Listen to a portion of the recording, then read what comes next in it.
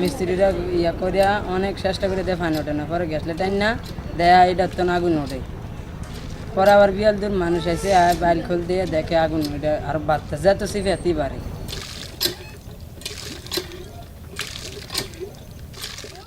পানি ওঠে না, কলের ভিতরে হাওয়ার নাইন ধরে। তারপরে দিয়ে বেটারা বললো যে ভাই যত জায়গা আমরা কল ভাই এরকম তো কোনো জায়গা আমরা দেখি না, তারপরে এই জায়গায় এরকম হয়েছে কেন, একটা গ্যাস লাইট নিয়ে আসেন করতে গিয়ে। তারপরে আমার বাসেরই নিয়ে গ্যাস লাইট দিল। তারপরে বেটারা গ্যাস লাইটের দিয়া কলের পাশে নিয়ে এরকম ধরাইলো মতন দেয়, কলের ভিতরে থেকে আগুন ওঠে। তারপরে দিয়া আমরা চাইছি যত দেখি চাপি আর গ্যাস লাইট দিয়া ধরি ততই আগুন উপরের দিকে বেশি করে উঠতেছে। এটার ভিতরে গড় গড় গড় করে ডাক দেয় আর শব্দ হয়।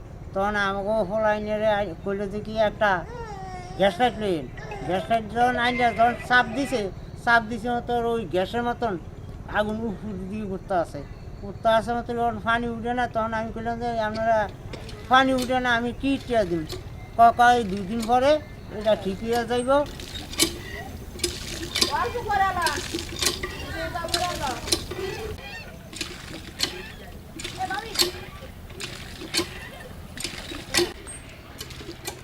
কলটা ওরা বহাইছে দুপুরের কালে, বহন করছে পানি ওঠে না, পরে আগুন দিয়া সব দিছে ধরছে মতন আগুন জ্বলে যাচ্ছে।